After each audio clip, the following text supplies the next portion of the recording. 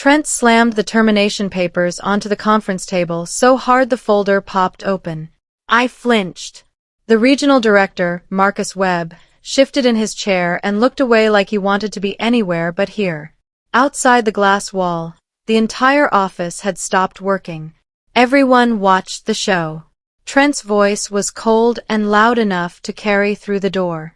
You misled clients about contract details. This is non-negotiable, Brielle. We're letting you go effective immediately. My stomach dropped into the floor. Those were his words. The exact script he'd ordered me to use 5 days ago. My pulse hammered against my ribcage. My face burned hot. I couldn't breathe. What the hell was happening? Why was he pinning this on me? And why was he smiling? I looked down at the accusation typed neatly on company letterhead. Misrepresentation of service terms. Unethical conduct. Failure to follow company standards. Every word felt like a knife. Then it hit me all at once. This wasn't punishment. This was planned. He'd been setting me up from the beginning. My hands started shaking. My throat closed up tight. I tried to speak, to defend myself, but Trent raised his palm like I was a misbehaving child. I don't need to hear excuses, he said flatly. Marcus looked uncomfortable but said nothing. Trent wanted me speechless. He wanted me small. The humiliation hit harder than the firing itself. My chest felt hollow. My vision blurred at the edges. Every employee outside that glass room was watching me fall apart in real time. Trent stepped closer. His voice dropped low enough that only I could hear. You should have learned to follow orders, Brielle. His breath smelled like coffee and arrogance. That's when something inside me shifted. The panic didn't disappear, but it stopped controlling me. I lifted my eyes slowly and locked onto his. He expected tears. He expected me to beg. Instead, I felt something cold and sharp settle into place. I wasn't going down quietly. Not this time. Not ever again.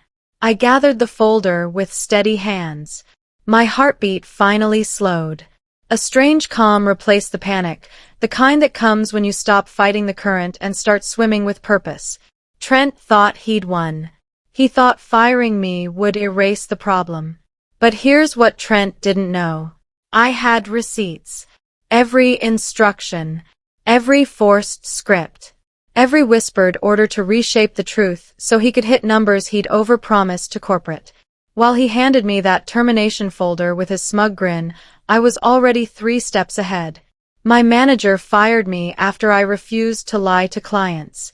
But the regulators didn't take it lightly. I stood up without a word.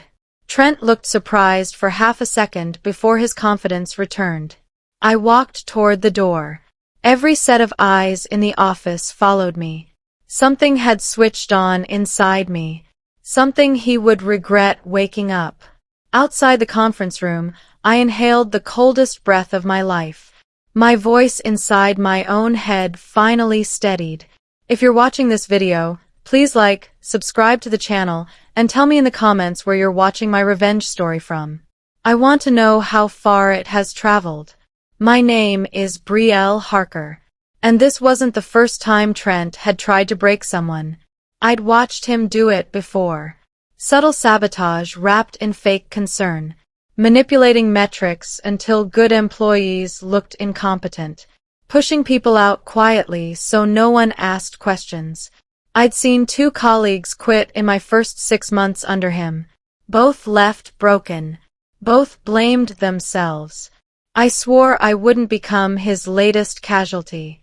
But I didn't understand how deep his corruption ran until it was almost too late.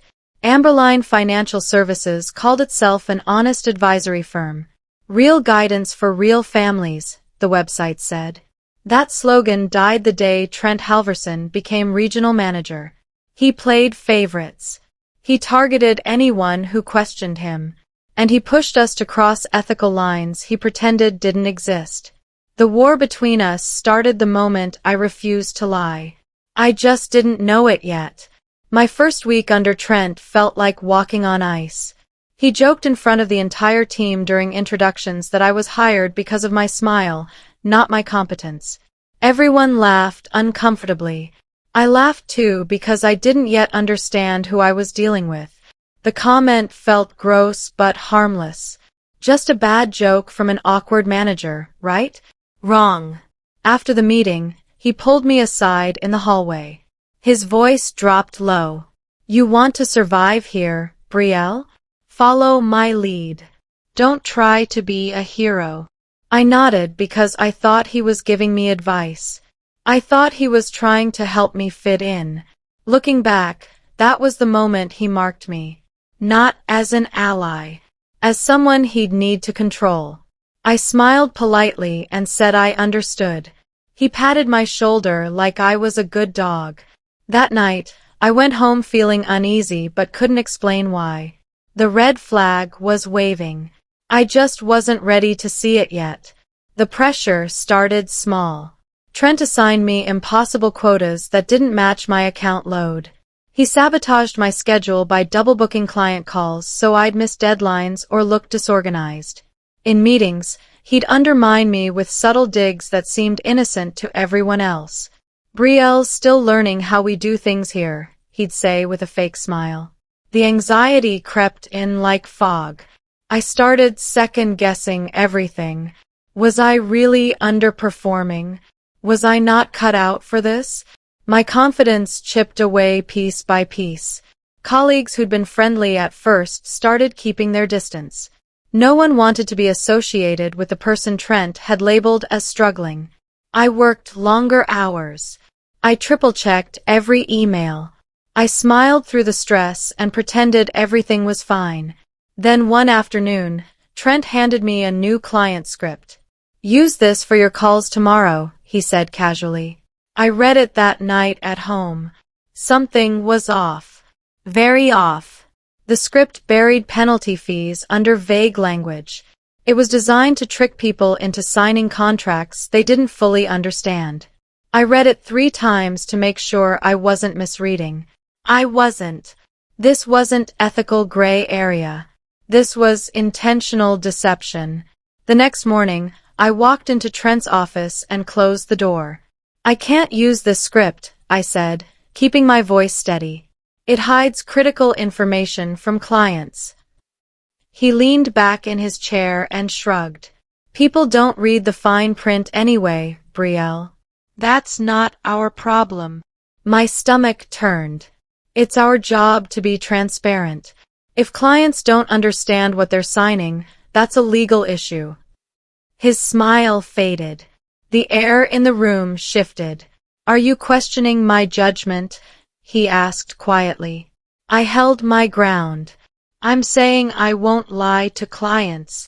He stared at me for a long, cold moment. Then he leaned forward. You'll regret this. I believed him. I just didn't know how much. Suddenly, everything changed. My best accounts got reassigned to other advisors without explanation. Emails I'd sent disappeared from threads. Clients started complaining about promises I never made. Colleagues avoided me in the break room like I carried some contagious career disease. Trent's fingerprints were on everything, but he never left direct evidence. He was too smart for that. Or so he thought. One Friday afternoon, a client called me in tears. She'd been charged a penalty fee she didn't know existed. You told me there wouldn't be extra costs, she said. I hadn't. I checked my notes. I'd been crystal clear about fees during our call. Someone had altered the account notes after I submitted them. I knew exactly who. That weekend, I started documenting everything. Every sabotaged email. Every altered record. Every impossible deadline. I created a folder on my personal laptop and backed it up to the cloud. If Trent wanted a war, I'd be ready.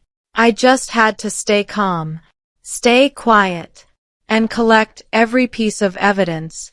Trent called me into his office the following Monday with a fake friendly smile. Brielle, I'm concerned about your performance, he said, sliding a performance improvement plan across the desk. It was a trap. Perfectly crafted. Impossible metrics. Vague improvement goals. A 30-day timeline that guaranteed failure. I recognized it immediately. This was the same document he'd used on Marcus Lee, the analyst who quit last year. I want to help you succeed, Trent said, his voice dripping with false concern. But you need to show me you're willing to be a team player. I pretended to agree. I nodded. I thanked him for the feedback. I signed the plan without argument. But the entire time, I was recording every word in my notebook. Every impossible expectation. Every veiled threat. He thought my silence meant defeat. He had no idea I was building a case. I walked out of his office with my head down. Inside, I was calm, focused, ready. A week later, I had a call with a longtime client named Patricia Sims. She'd been with Amberline for 8 years and trusted me completely.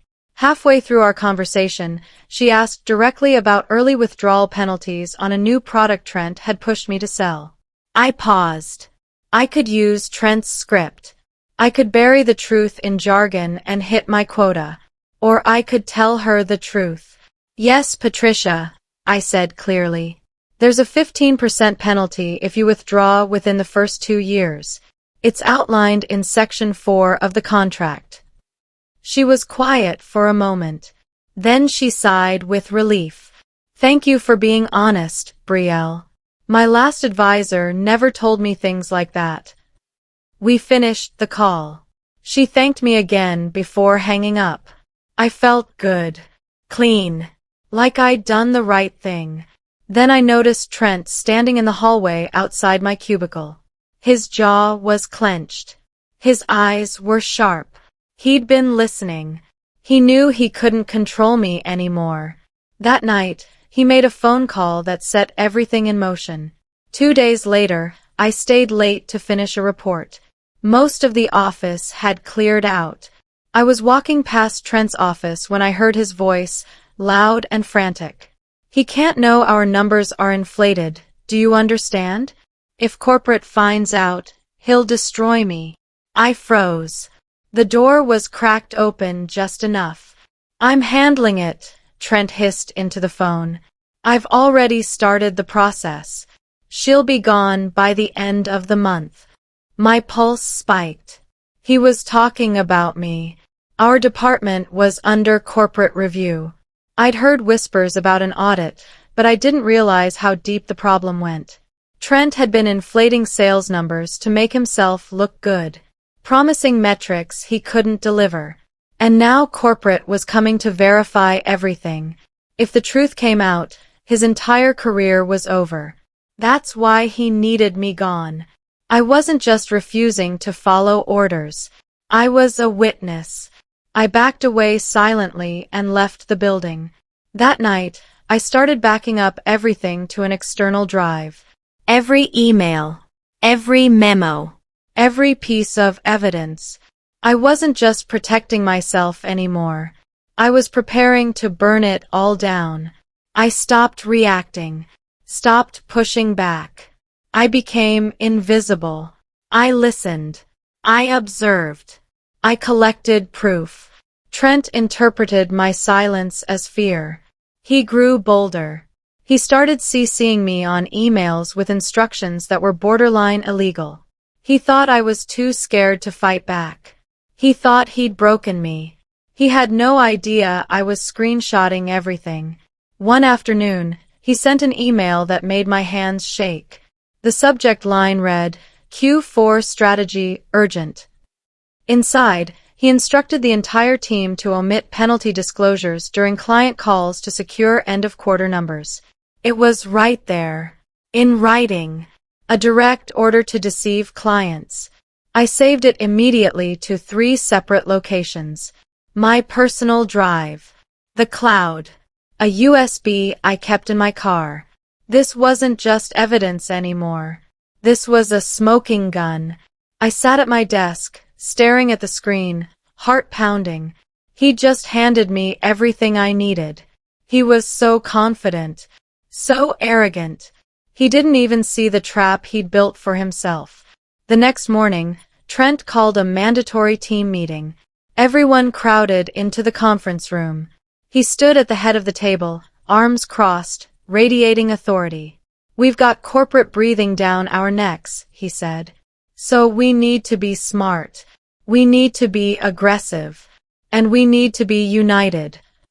His eyes landed on me. If anyone has a problem with how we operate, now's the time to speak up. Silence. No one moved. I stayed perfectly still.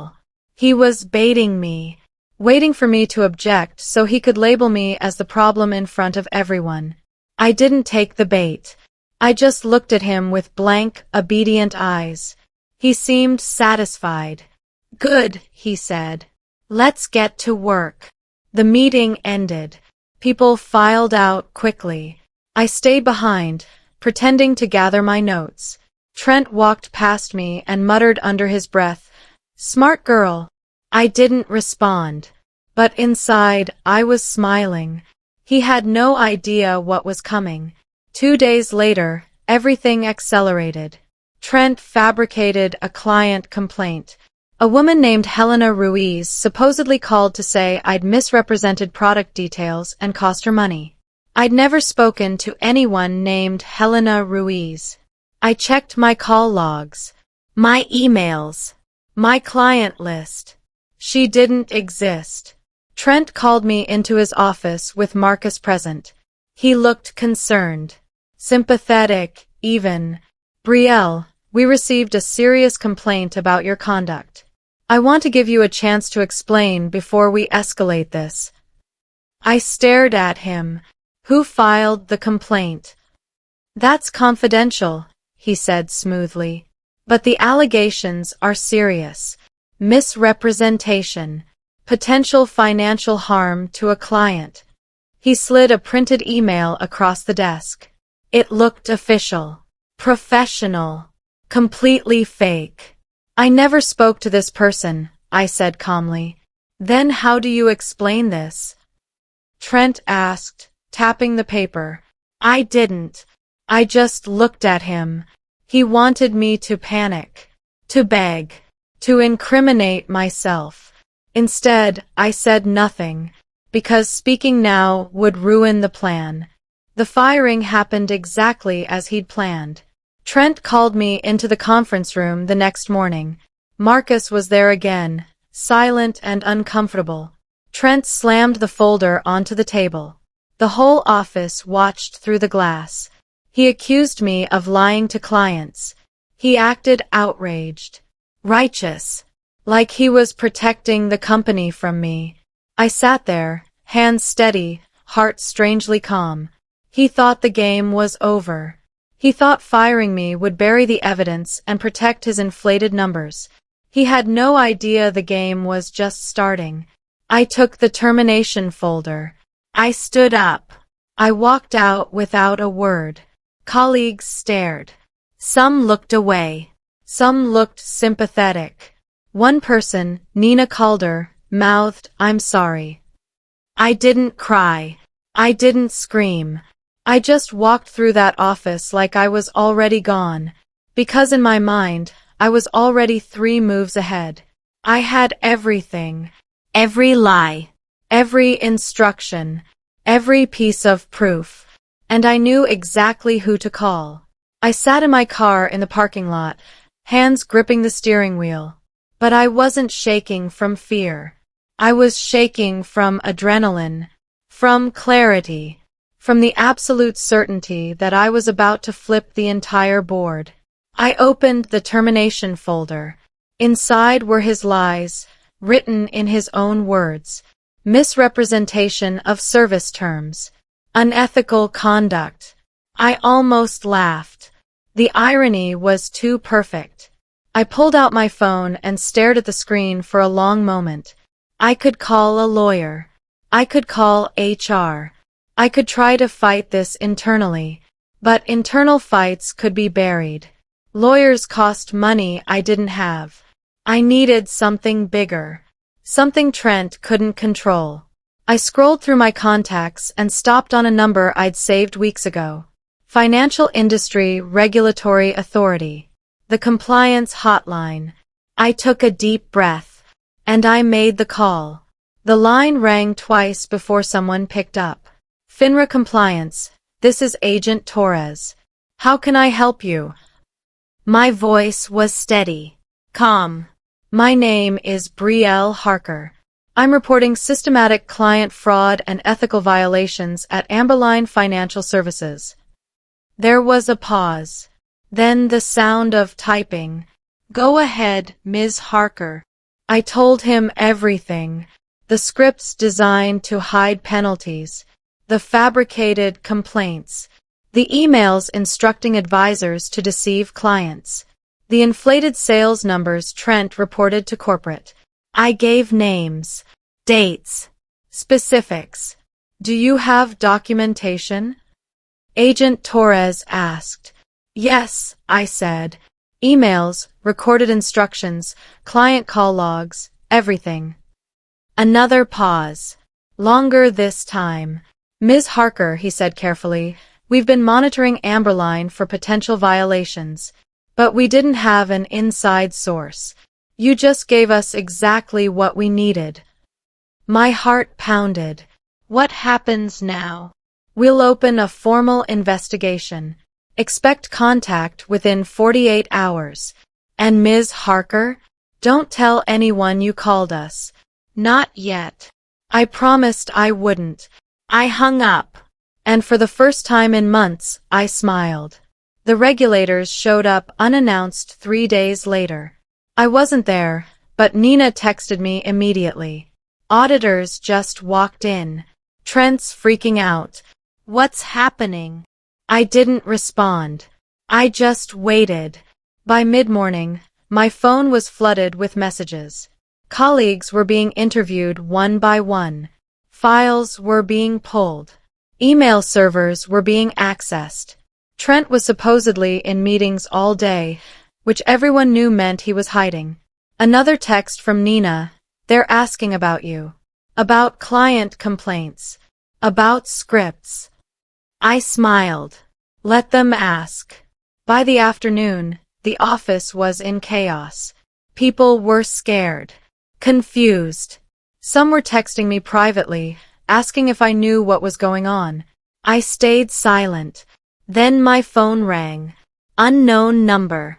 Ms. Harker, this is Agent Torres. We need access to the documentation you mentioned. Can you meet us tomorrow? Yes, I said. I have everything ready. Good. And Ms. Harker, you did the right thing. I hung up. And I felt lighter than I had in months. The next morning, I met Agent Torres and another investigator, Agent Kim, at a coffee shop far from the office. I brought my laptop, the USB drive, and printed copies of the most damaging emails. They reviewed everything methodically. Torres took notes. Kim asked clarifying questions. This email, Kim said, pointing to Trent's instruction to omit disclosures, this alone is a federal violation. And you have recorded proof he pressured you to use deceptive scripts? Torres asked. Yes. Emails. Meeting notes. Client call recordings where I refused and he retaliated. They exchanged glances. Ms. Harker, this is one of the most comprehensive internal reports we've seen. You've built an airtight case. My chest tightened with something close to relief. What happens to him? Torres leaned back. That depends on what else we find. But based on what you've given us, he's done. They asked me to submit an official statement. I did. Every detail. Every lie. Every manipulation. When I finished, Kim said quietly, we're interviewing your colleagues next. Some are cooperating. Some are protecting themselves. But no one's protecting Trent. I nodded. Good. The pressure cracked him. Trent tried to rewrite the story.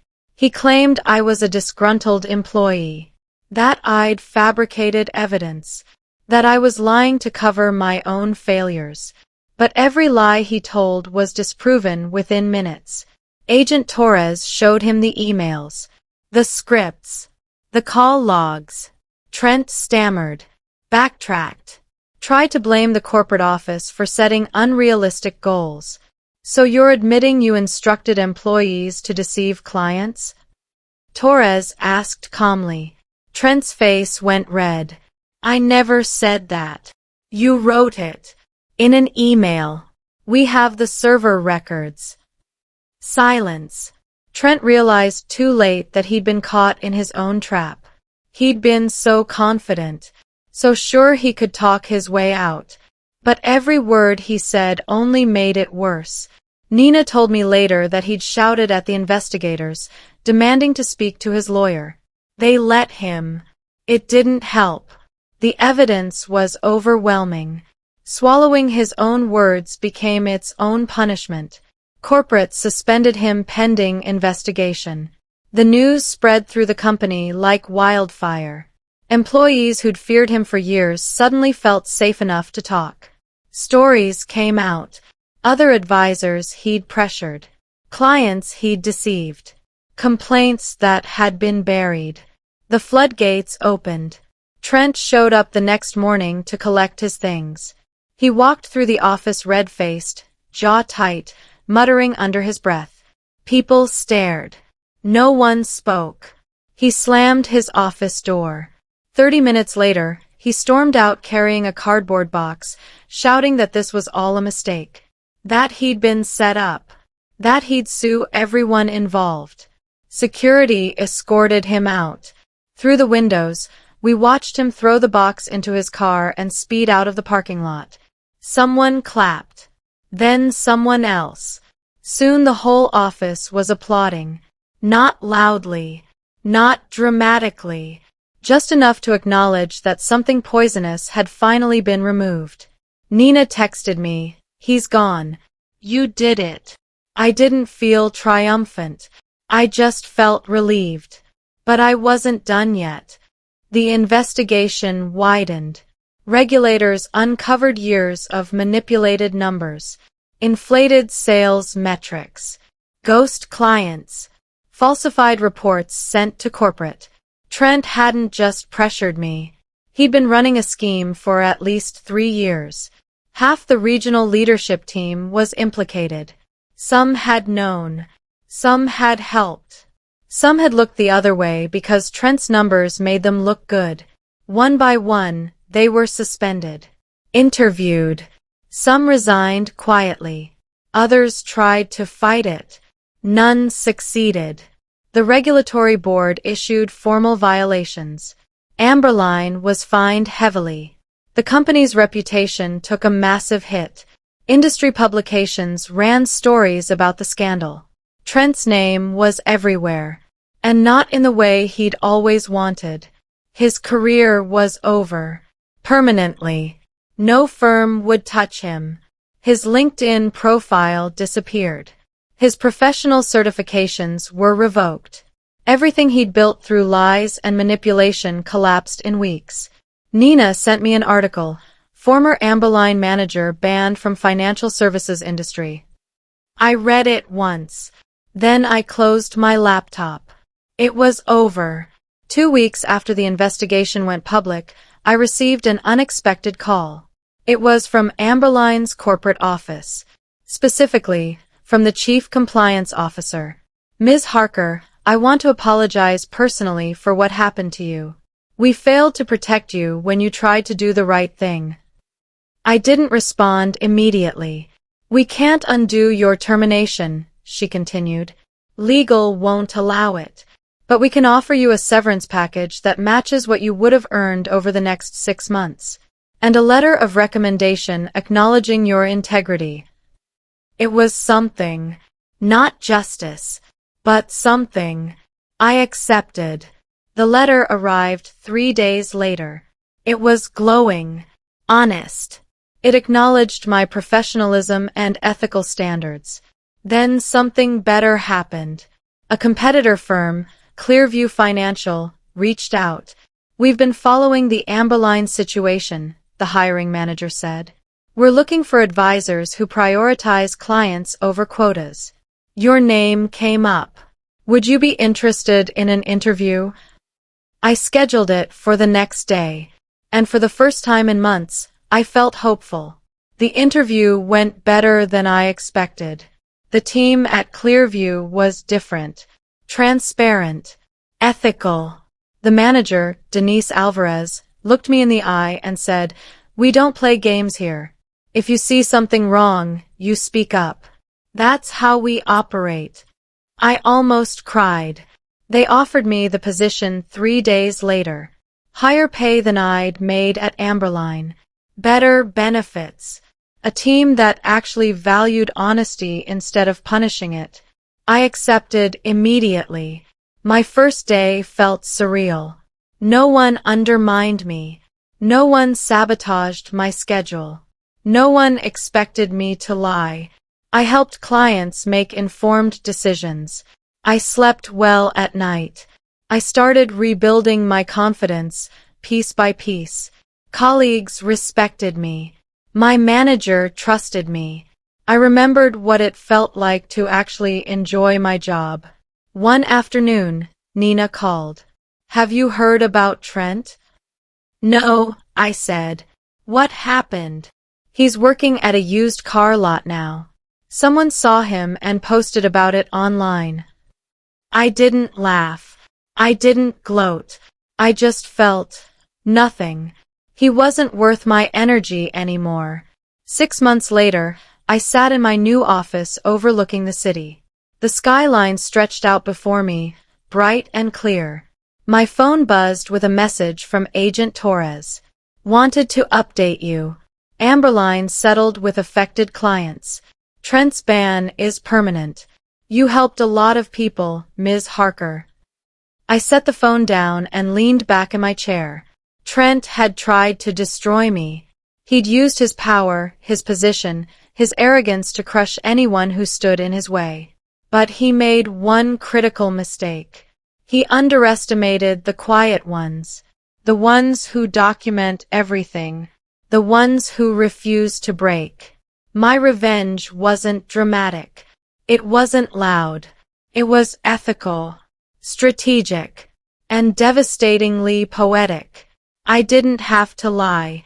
I didn't have to cheat. I just told the truth. And the truth was enough. I smiled to myself and whispered the words that had carried me through the hardest months of my life. Knowing your worth is the greatest revenge. Truth won.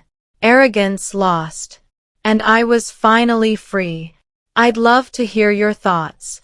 What would you have done in such situation? Please share below and subscribe to this channel for more stories like mine.